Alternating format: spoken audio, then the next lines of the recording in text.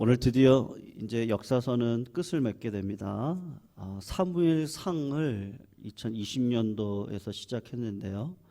이제 열왕기하 오늘 25장으로 한 3년 한 반 정도 된 것 같아요. 이제 마무리를 하겠습니다.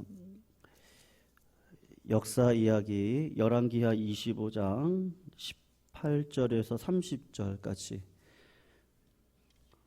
오늘 이스라엘 역사에 대한 내용은 끝을 내고요. 우리 다음 수요일부터는 하늘의 관점에서 바라본 교회가 어떤 교회인지 그것에 대해서 우리 에베소서의 말씀을 가지고 한 반년 정도 같이 이야기를 좀 나눠볼까 합니다. 18절부터 30절 교독으로 읽겠습니다. 25장 18절 열왕기하 18절 제가 읽겠습니다. 시위대장이 대제사장 스라야와 부제사장 스바냐와 성전 문지기 세 사람을 사로잡았고 또 성 중에서 사람을 사로잡았으니 곧 군사를 거느린 넷이 한 사람과 또 성 중에서 만난 바 왕의 시종 5사람과 백성을 징집하는 장관의 서기관 한 사람과 만난 바 백성 60명이라 시위대장 느부사라단이 그들을 사로잡아 가지고 리블라 바벨론 왕에게 나아가매 바벨론 왕이 하마 땅 리블라에서 다 쳐 죽였더라. 이와 같이 유다가 사로잡혀 본토에서 떠났더라. 유다 땅에 머물러 있는 백성은 곧 바벨론 왕 느부갓네살이 남긴 자라. 왕이 사반의 손자 아히감의 아들 그달리아가 가난하게 하였더라. 모든 군대 지휘관과 그를 따르는 자가 바벨론 왕이 그달리아를 지도자로 삼았다 함을 듣고 이에 느다니아의 아들 이스마엘과 가레아의 아들 요하난과 느도바 사람 다누멧의 아들 스라야와 마아가의 사람의 아들 야사니아와 그를 따르는 사람이 모두 미스바로 가서 그달리아에게 나아가매 그달리아가 그들과 그를 따르는 군사들에게 맹세하여 이르되 너희는 갈대아인을 섬기기를 두려워하지 말고 이 땅에 살며 바벨론 왕을 섬기라. 그리하면 너희가 평안하리라 하니라. 7월에 왕족 엘리사마의 손자 느다니아의 아들 이스마엘이 부하 10명을 거느리고 와서 그달리아를 쳐서 죽이고 또 그와 함께 미스바에 있는 유다 사람과 갈대아 사람을 죽인지라. 노소를 막론하고 백성과 군대 장관들이 다 일어나서 애굽으로 갔으니 이는 갈대아 사람을 두려워함이었더라. 유다의 왕 여호와긴이 사로잡혀 간지 37년 곧 바벨론 왕 에윌 무로닥이 즉위한 원년 12월 그달 27일에 유다의 왕 여호와긴을 옥에서 내놓아 그 머리를 들게 하고 그에게 좋게 말하고 그의 지위를 바벨론에 그와 함께 있는 모든 왕의 지위보다 높이고 그 제수의 의복을 벗게 하고 그의 일평생에 항상 왕의 앞에서 양식을 먹게 하였고 같이 읽습니다. 그가 쓸 것은 날마다 왕에게서 받은 양이 있어서 종신토록 끊이지 아니하였더라. 아멘. 우리 성도님들이 성경을 읽어보시면 이 구속사라는 말을 쓰거든요. 근데 구속사가 다른 말이 아니고 리뎀션인데요. 하나님이 인간을 구원하기 위해서 인간의 역사 안으로 들어오셔서 하나님이 그분의 이야기를 풀어내시는 거. 역사를 영어로 히스토리라 그러잖아요. 히스 그분의 스토리 이야기. 그게 히스토리인데 하나님의 이야기를 담고 있는 것이 지금 우리가 살아가고 있는 이 시절이라고 볼 수 있어요. 여러분 창세기를 보시면 하나님이 천지를 창조하시고 지었던 게 뭐죠? 시간을 창조하셨어요. 처음과 끝을 창조하시고 그 가운데 공간을 만드시고 물질을 만드셔서 하나님이 수면 위에 운행하시더라. 성령이시겠죠. 그 수면 위에 운행하시는 하나님의 역사가. 근데 신약에 와서 보니까 이걸 하나님이 만드신 게 아니고 하나님은 플랜을 짜시고 하나님은 그분의 이야기를 아들에게 하셨고 말씀이신 아들이 이 땅 가운데 하나님이 말씀하심에 그대로 되었더라. 예수님이 이 모든 것들을 창조하시고 그리고 예수님이 이 땅 가운데 계시는 것이 아니라 하나님 보좌 우편에 올라가 계실 때 우리의 마음 가운데 성령님이 오셔서 성령의 뜻대로 행하는 믿음의 백성을 삼은 것처럼 삼위 하나님이 함께 동역해서 이 땅을 이끌어 가시는 거예요. 그러니까 성도님들, 삼위 하나님이 이 땅을 창조하셨습니다.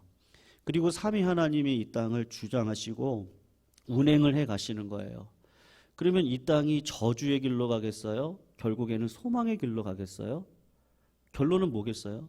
하나님이 계시니까 당연히 저주의 길이 아니라 소망의 역사로 가는 것이 맞습니다. 아무리 사람이 하나님의 뜻을 짓밟고 절망의 역사로 빠뜨린다 하더라도 하나님은 절대로 그렇게 하시는 분이 아니라는 것을 역사를 통해서 자꾸 보여주시거든요. 사도 바울이 로마서 15장에 가면 이런 이야기를 했습니다. 뭐라고 얘기하냐? 하나님이세요. 근데 내가 믿는 하나님이 어떤 하나님이신지 아세요? 소망의 하나님이 모든 기쁨과 평강을 믿음 안에서 너희에게 충만하게 하사 성령의 능력으로 소망이 넘치게 하기를 원합니다. 그렇게 이야기를 합니다. 내가 믿는 하나님이 어떤 하나님이에요? 나를 죽이시는 분이 아니세요. 사도 바울을 생각을 해보세요. 분명히 간질병이 왔습니다. 물론 이제 간질병이라고 대부분이 이야기를 하니까 그렇게 얘기를 하는데 안질일 수도 있고 간질병일 수도 있어요. 사도 바울에게 있었던 그 병만은 누가 준 거죠? 사단의 가시라 그랬어요. 그러니까 사단이 준 겁니다. 그러면 하나님의 종으로 하나님의 일을 하나님의 사명을 감당하기 위해 부름받은 사도 바울이 간질병이 있는 게 낫겠어요? 없는 게 낫겠어요?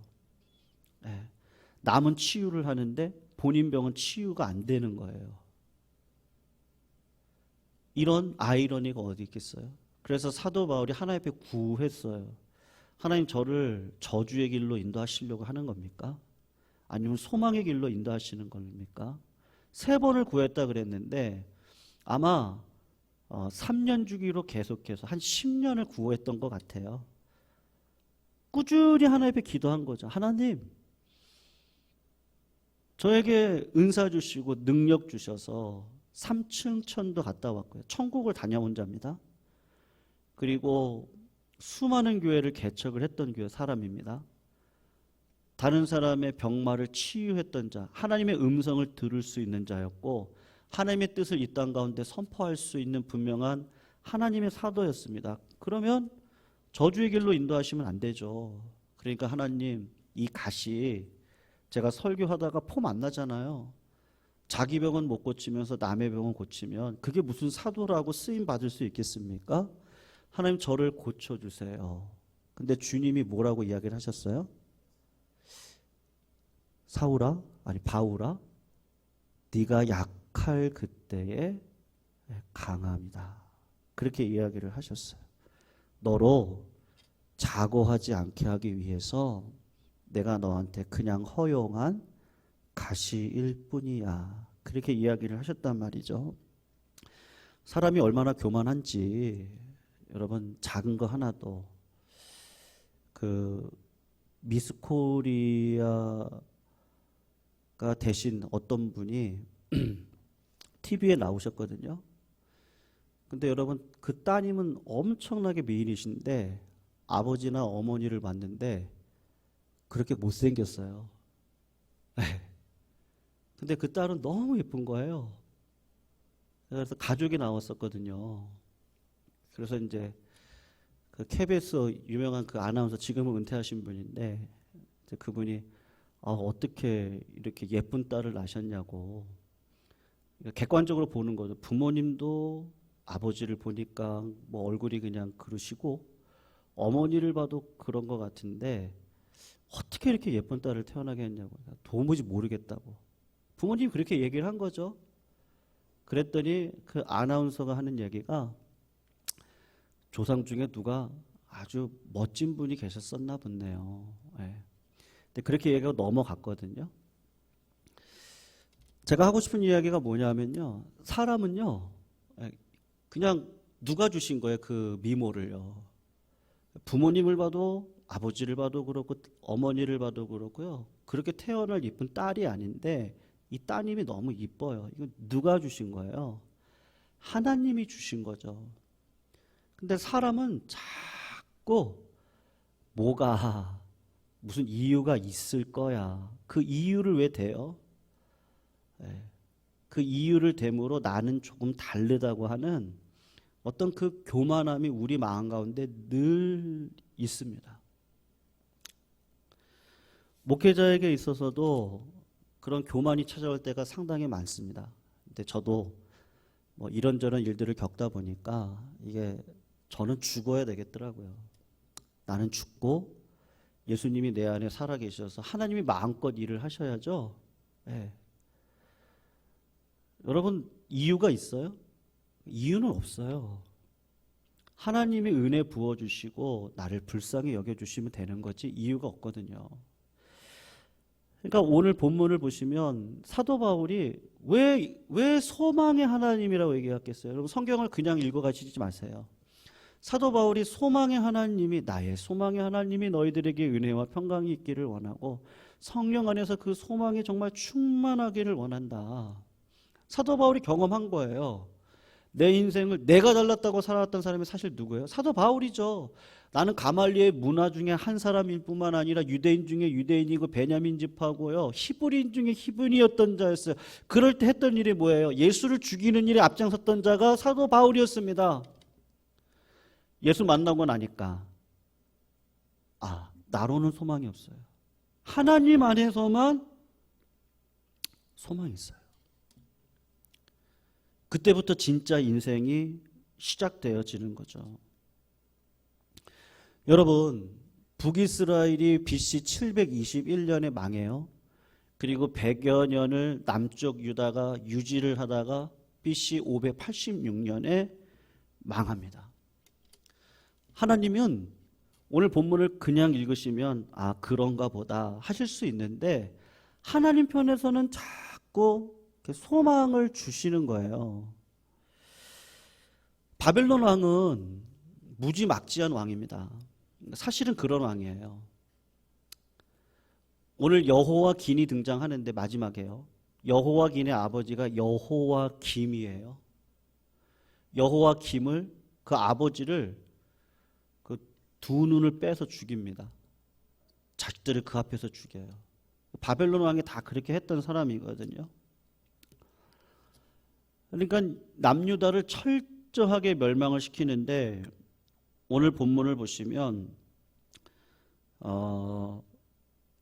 엘리트 60명, 서기관, 시종, 내시, 그 다음에 제사장 스라야, 부제사장 스바냐 다 끌고 가요. 인재들은요 다 끌고 가고 나머지 좀 괜찮았다 하는 사람들은 다 죽입니다. 그러니까 경고를 하는 거죠. 그리고 무지몽매한 자들을 농사를 시킵니다. 그런데 하나님이 여기서 개입을 하시거든요. 22절에서 24절을 한번 보세요. 그달리아라고 하는 사람이 나오거든요. 이 그달리아가 누군가가 참 중요한데 22절에서 24절을 우리 천천히 한번, 아까는 그냥 읽으셨고요. 지금은 그달리아가 어떤 자인지를 보면서 한번 22절부터 24절까지 한번 읽어봐요. 시작. 유다 땅에 머물러 있는 백성은 곧 바벨론 왕 느부갓네살이 남긴 자라. 왕이 사반의 손자 아히감의 아들 그달리아가 관할하게 하였더라. 모든 군대 지휘관과 그를 따르는 자가 바벨론 왕이 그달리아를 지도자로 삼았다 함을 듣고 이에 느다니아의 아들 이스마엘과 가레아의 아들 요하난과 느도바 사람 다누멧의 아들 스라야와 마아가의 사람의 아들 야사냐와와 그를 따르는 사람이 모두 미스바로 가서 그달리아에게 나아가매 그달리아가 그들과 그를 따르는 군사들에게 맹세하여 이르되 뭐라고 하죠? 너희는 갈대아인을 섬기기를 두려워하지 말고 이 땅에 살며 바벨론 왕을 섬기라. 그리하면 너희가 평안하리라 하니라. 여러분, 그달리아가 누구라고 생각을 하세요? 오늘 본문을 보면 사반의 손자 아히감의 아들이라고 그러거든요. 그달리아라고 그래요. 여러분, 그달리아는 참 신기하게도 예레미야 선지자의 친구예요. 네. 그리고 예레미야가 어려운 가운데 있을 때 예레미야를 뒤에서 도와줬던 사람이 누구냐 하면 그달리아의 아버지 아히감이에요. 우리가 신앙생활 하시면서 예전에는요, 하나님의 음성을 듣는 것에 대한 부정적인 견해가 한국교회에 많았습니다. 지금도 그렇습니다. 무슨 하나님의 음성이 있어요? 직통계시가 어디 있어요? 네. 우리 성도님들이 성숙하지 않으셨기 때문에 교회가 내가 하나님의 음성을 들었고 나는 이런 사람이고 분란이 많이 일어났어요. 그래서 한국 교회가 안정을 시키기 위해서 목회자분들이 하셨던 일이 뭐냐 하면 특별 계시는 없습니다. 그건 맞거든요. 하나님의 음성이 어디 있어요? 목회자를 통해서 들리는 말씀, 목회자의 지도를 따라서 여러분들 신앙생활 잘하시면 돼요. 그렇게 강조를 많이 했거든요. 그렇게 하다 보니까 신앙의 실제적인 능력들을 많이 잊어버리셨어요. 네. 그게 무슨 말이냐 하면 하나님과 인격적인 교제 가운데 믿음으로 살아가야 되는 그분의 삶 그 자체입니다. 그냥 그 실제입니다. 네. 하나님 오늘도 말씀하세요. 믿으세요? 아멘을 안 하시네요. 하나님이 저희들에게 인격적인 관계로 오늘도 우리들에게 말씀을 해주신다고요. 네. 그 말씀이 어떻게 들리세요? 그걸 어떻게 확신하세요? 제가 드릴 수 있는 말은 하나님이 주님이 나에게 말씀을 하시기 때문에 주님이 내 마음 가운데 있는 걸 저는 확신합니다. 그렇게 답을 드릴 수밖에 없어요. 신앙생활 여러분 이스라엘 남유다 백성들이 지금 망해가는 이 시절에 예배를 안 드렸겠어요? 하나님 앞에 기도를 안 하셨겠어요? 헌금을 안 하셨겠습니까? 아름다운 성전이 있었잖아요. 그런데 이 사람들의 신앙은 뭐가 없어요? 하나님의 뜻을 몰라요. 예레미야가 뜻을 보여드리는 거예요. 바벨론에게 대항하지 말고 하나님이 너희들이 살아왔던 그 결과 내가 너희를 하나님의 백성으로 불렀고 하나님의 자녀로 불러서 만나와 메추라기로 먹이고 힘들고 어려울 때마다 다윗 왕을 보내고 요시야 왕을 보내고 히스기야 왕을 보내고 너희들에게 좋은 왕들을 보내서 하나님 나라 백성으로 살아가는 걸 이렇게 보여줬는데도 깨달음이 없어요. 그러니까 하나님이 결국에 하시는 일이 뭐예요? 너희들은 내 나라 백성이 아니야.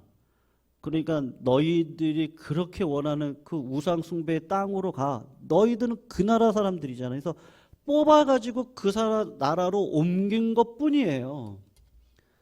주님 나라의 백성이 아니니까 하나님이 뽑아서 옮긴 거예요. 그러면 이 나라 백성은 죽이시려고 하는 거예요. 그런 법은 없거든요.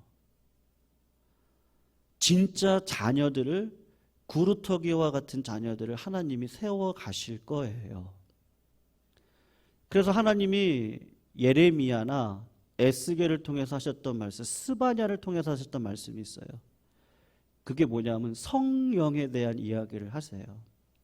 이는 힘으로도 안 되고 능으로도 안 되고 여호와의 신으로 말미암습니다. 에스겔서를 보면 내가 너희들의 그 굳은 마음을 제하여 버리고 성령으로 내가 너의 마음을 부드럽게 할 것이다. 그런 예언의 말씀을 증거하시는 거예요. 왜요? 그러한 자들이 이 땅 가운데 있다는 거거든요. 어떠한 상황 가운데서도 하나님의 뜻을 깨닫고 분별하셔야 됩니다. 예레미야의 친구였던 그달리아도, 그리고 그의 아버지 아히감도 하나님의 뜻이 바벨론에 복종하고 바벨론에 항복하고 바벨론 안으로 들어가서 믿음으로 살아가는 일을 하나님이 하라고 하는구나. 그것이 하나님께서 오늘도 허락하여 주신 말씀이란 말이죠. 그래서 하나님이 마지막까지 은혜를 주시는 거예요. 그달리아라는 자를 하나님을 경외하는 사람입니다. 모든 백성들이 존경하는 어진 사람이에요. 그러한 자를 지도자로 세워서 아버지 하나님께서 여전히 하나님의 뜻을 보여주고 있는 것이죠.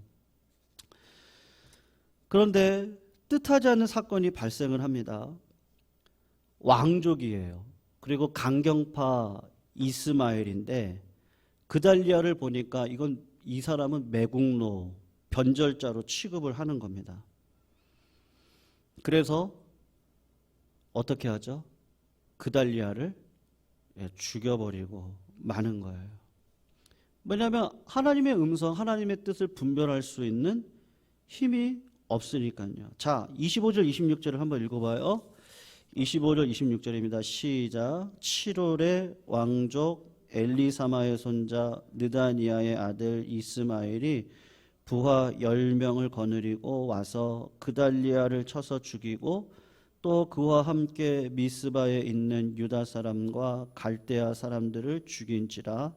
노소를 막론하고 백성과 군대 장관들이 다 일어나서 애굽으로 갔으니 이는 갈대아 사람을 두려워함이더라. 성도님들, 강경파 이스라엘은 자신을 환대하여 맞이해준 그달리아를 죽였을 뿐만 아니라 그달리아를 도왔던 주변 사람들까지 다 죽였습니다. 그리고 바벨론 군사들까지도 다 죽였어요. 그리고 남아있는 유다 공동체를 이끌고 암몬 자손으로 도망을 갑니다. 이 소식을 요하난이라는 사람이 듣고 군사들을 이끌고 이스마엘을 잡으러 갔다가 실패해요. 그러고 난 다음에 이 사람들이 어디로 도망을 가는지 아세요? 이집트로 도망을 갑니다. 하나님이 어디 있으라 그랬는데요? 어디 있으라 그랬어요? 예루살렘 땅에 남아서 바벨론에 복종하라고 하셨거든요. 하나님의 생각과 우리의 생각은 많이 틀려요. 그래서 하나님의 뜻을 분별하고 지금도 그러한 백성들이 이 땅 가운데 많습니다. 진짜로 신앙이 그냥 내가 신앙생활 50년 했으니까 나는 구원받을 거야. 아니요. 하나님은 열매를 보시거든요. 아까 제가 말씀드렸던 사도 바울을 보세요. 이해가 안 돼요. 도저히. 이렇게 능력의 종인데 왜 내 병은 못 고쳐요? 기도를 그렇게 했더니 하나님이 내 뜻이다. 그러니까 지고 살아라. 사도 바울이 어떻게 하죠? 지고 살아요. 요셉을 생각해 보세요. 저는 요셉이 참 귀한 사람이라고 생각해요. 왜 귀하다고 생각하냐? 이 사람은 참 어릴 적부터 하나님과 실제적인 동행하는 삶을 살아왔던 자구나. 요셉에게 있는 가장 큰 상처가 뭐겠어요? 형들이 자기를 죽이려고 했어요. 그 상처는 대단할 것 같아요. 그 상처로 인해서 남에게 상처를 주고 조금 부유하게 살아가는 사람을 보면 마음에 질투심이 들고, 나는 그렇지 않았는데 너는 그렇게 살아? 그거에 대한 상처를 가지고 혁명과 혁신을 일으킨다고 하고, 그렇게 살아갈 수 있을 것 같아요. 노예로 끌려가서 보디발의 집에 들어가 살았을 때 여러분, 가정의 총무가 되어졌습니다. 가정의 총무가 될 수 있으면요, 이런저런 상황들을 다 플랜을 짜놓고 그리고 도망 나올 수 있지 않을까요? 돈을 어느 정도 챙겨가지고 도망을 나와서 고향 땅으로 가서 아버지 엄마를 배웠고 형제들을 배웠고, 이 사람들이 나를 죽이려고 했다 그러고 복수하고 분노하고 할 수 있을 것 같아요. 총무 정도 되면 할 수 있지 않을까요? 그런데도 그 일을 행하지를 않아요. 왜 그랬을까요? 하나님이 요셉에게 말씀하셨기 때문이에요. 하나님 너무 억울해 죽겠어요. 근데 하나님이 뭐라고 얘기하는 거죠? 바벨론의 포로가 되는 것이 내 뜻인 것처럼 너도 포로로 여기서 성실하게 살아라. 웃어라. 밥 잘 먹어라. 항상 기뻐해라. 쉬지 말고 기도해라. 범사에 감사해라. 그게 내 뜻이다. 하나님이 말씀하시는데 어떻게 안 들어요? 말씀하시는데.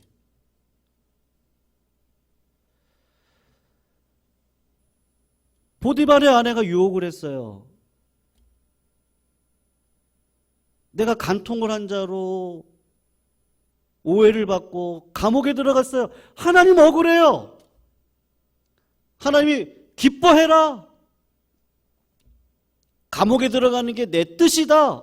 그렇게 말씀하시는데 어떻게 해요? 원망과 불평을 안 하고 거기서도 열심히 살고 열심히 밥 먹고 열심히 일을 행해요. 간수장이 돼요.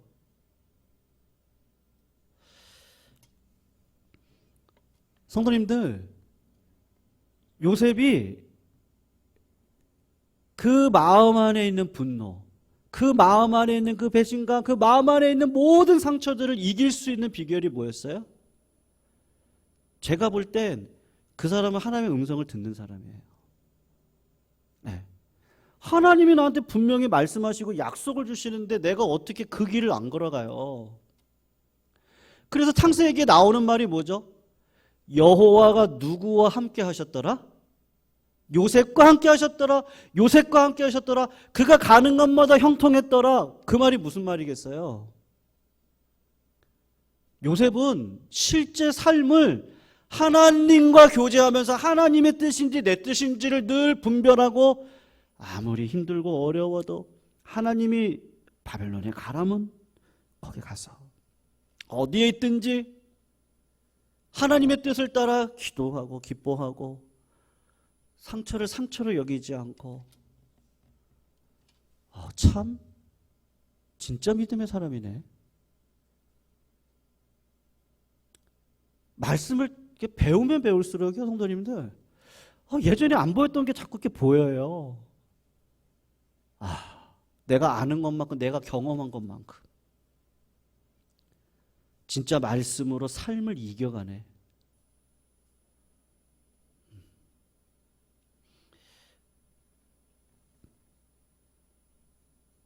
사랑하는 성도님들, 하나님께서는 인간의 역사가 오늘 다 짓밟아지잖아요. 그달리아를 세워서 그달리아를 통해서 이 나라가 그냥 평안한 가운데 가면 됩니다. 근데 이스마엘이라고 하는 이상한 사람이 나타나서 나라를 헤집어놔요. 이제 끝났나? 근데 하나님은 어떻게 하세요? 여호와 긴을 27절에서 30절인데 한번 보세요. 보시면 유다 왕 여호와 긴이 사로잡혀 간 지 몇 년 동안이요? 37년. 바벨론 왕 에월 무로닥이 즉위한 원년 12월 27일 정확하게 날짜를 기록하고 있어요. 여호와 긴을 옥에서 내어놓아 그의 지위를 회복시키고 29절을 보시면 항상 하나님 왕 앞에서 양식을 먹게 하고 종신토록 끊이지 않게 하는 왕의 지위로 회복을 시키세요. 하나님이 이스라엘 백성들을 죽이고자 함이 아니고 극심한 고난이 아니면요, 죄를 이길 수 있는 사람은 아무도 없습니다. 사도 바울에게 사단의 가시가 아니었다면 그는 결단코 끝까지 내가 선한 싸움을 싸우고 나의 달려갈 길을 마치고 뭐를 지켰다 그러죠? 믿음이요. 믿음은요, 하나님이 주시는 거예요. 다른 말로 이야기하면 하나님과의 동행하는 삶 속에서 그때마다 하나님이 나에게 주시는, 자꾸 내가 부인되어지고 십자가를 져야 되는, 그게 무슨 일인지는 정확하게는 우리 성도님들 상 가운데 다 있겠죠. 하나님이 꼭 그걸로 나를 쳐요. 꼭 그런 게 있어요. 항상 그 부분, 항상 그 자리, 항상 요 레벨, 요걸 넘어가셔야 돼요. 하나님이 말씀을 자꾸 주시는 거예요. 깨달음을 자꾸 주시고 나를 그렇게 살지 못하도록 뿌리의 말씀이 자꾸 나를 흔들어요. 이스라엘 백성들이 순종하지 않아요. 근데 하나님은 하세요, 안 하세요? 또 하시죠. 여호와긴을 드디어 에윌므로닥 왕이 될 때 다시 왕의 자리로 올려놓으시는 게 하나님의 놀라운 계획이었어요. 하나님은 하나님의 일을 하실 거예요. 그런데 우리들은 어떻게 해야 돼요? 그 하나님의 역사 가운데 하나님의 나라가 보여요. 그 나라가 너무 큰 걸 알아요. 그래가지고 집에 있는 건 모든 것들을 다 팔아가지고 그 땅을 사요. 그리고 너무 기뻐해요. 그 기업을 내가 알아요. 그 가업을 이어간다는 걸 내가 알아요. 역사 속에 그런 믿음의 사람들이 생겼어요. 그 사람들이 누구예요? 다니엘이잖아요. 다니엘은 고난 가운데 하나님이 이방 나라 백성의 문화를 갖고 살아가는 거 하나님의 뜻이 아니라는 걸 나한테 보여주세요. 그러니까 어릴 때부터요, 나는 이방 음식 먹지 않겠습니다. 그리고 한번 테스트 해보세요. 저는 기도를 멈출 수가 없습니다. 저는 신상에게 절할 수가 없습니다. 하나님 나한테 그런 마음을 계속 주시는데요, 그런 자에게 하나님의 역사가 어떻게 흘러가는지를 두 눈으로 보게끔 하세요. 이게 얼마나 은혜예요. 제가 며칠 전 새벽 기도회 때도 말씀드렸는데요, 인생에 살아가는 게 다 비슷하더라고요. 뭐가 좀 더 있던 없던 다 비슷하시더라고요. 결국은 은퇴를 하고 난 다음에 고민을 해요.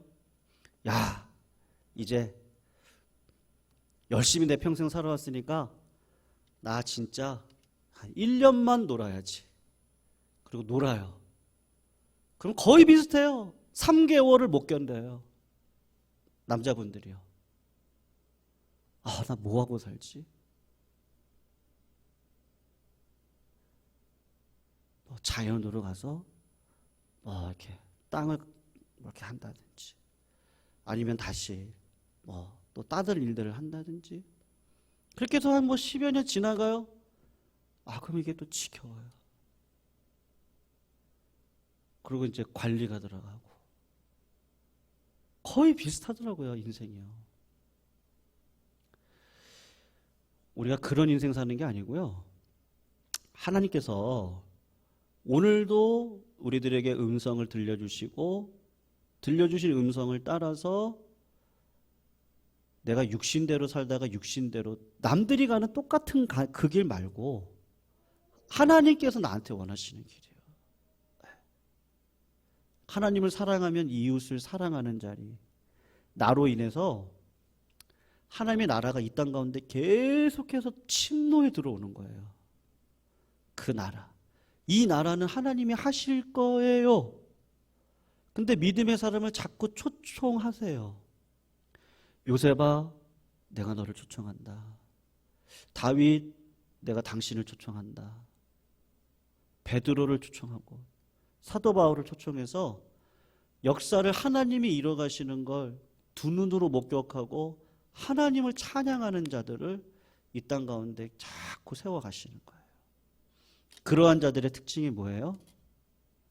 하나님의 음성을 실제로 듣는 깨달음이 있는 믿음의 인생을 살아가도록 하시는 거죠. 사랑하는 성도님들, 아무리 감옥이 길어도 37년이 지나면 에일무로닥이 왕이 되면서 여호와기는 나옵니다. 하나님이 계획한 시간표가 있어요. 70년이 지나면 이스라엘 백성들은요, 본국으로 돌아가게 됩니다. 그게 하나님의 계획입니다. 근데 그 나라가 와, 이렇게 되어지는구나. 그걸 볼 수 있는 자들은 누구겠어요? 하나님이 부르셔서 하나님의 뜻을 깨닫게 하고 그 말씀을 들으면요, 아, 이거 지금 하나님 계획이 지금 이런 거구나. 아, 나는 정말 무지몽매했네. 아, 이 죄악이 나를 가리네. 하나님 저에게 정직한 마음을 주세요. 좀 진실된 마음을 주세요. 아버지의 뜻에 순종하며 걸어갈 수 있는 은혜의 자리에 나를 세워주세요. 그런 축복된 자리로 자꾸 우리를 불러가시는 거죠. 여러분, 하나님은 절대로 이 땅을 멸망시키시지 않습니다. 믿으시죠? 반드시 주님을 재림하셔서 이 땅을요, 재창조하실 거예요. 근데 육신에 져서 육신대로 살아가면 그거 못 보잖아요. 근데 성령으로 살아가시면 이 재창조의 역사를 이 땅 가운데서도 경험하고 하나님 나라 올라가서도 경험하며 살아갈 수 있는 은혜를 더하여 주신다. 그래서 뭘 먹을까, 입을까, 마실까 염려하지 마세요. 하나님의 나라와 의를 구하세요. 하나님의 나라의 백성된 삶으로서 그 왕의 하나님의 음성을 듣고 오늘도 그 뜻대로 살려고 노력하는 자들이 되세요. 그러한 자들을 통해서 하나님은 반드시 은혜를 베풀어 주실 거예요. 하나님은 살아계세요. 소망의 하나님. 이스라엘은 멸망하는 것 같지만 내 삶은 고난 가운데 연속인 것으로 점철되어지는 것 같지만 하나님은 아니라고. 하나님은 소망의 하나님이시라고. 희망의 하나님이시라고. 다윗의 고백이요. 여호와는 선하고 인자하시니 내가 영원히 여호와의 집에 거하겠습니다. 네. 그런 승리의 삶에 우리 모두를 불러주셨습니다. 오늘도 성도님들 하나님을 만홀히 여기지 마시고요. 내가 무엇으로 심든지 그대로 걷게 되어져 있습니다. 오늘도 그 말씀의 씨앗을 잘 심으셔서 상황이나 환경이나 내 처지 보지 마시고 죄를 이기셔야 됩니다. 그리고 결국은 넘어가셔야 됩니다. 그럴 때 하나님이 반드시 우리와 우리 교회를 믿음의 자리에서 쓰실 줄로 믿습니다. 우리 438장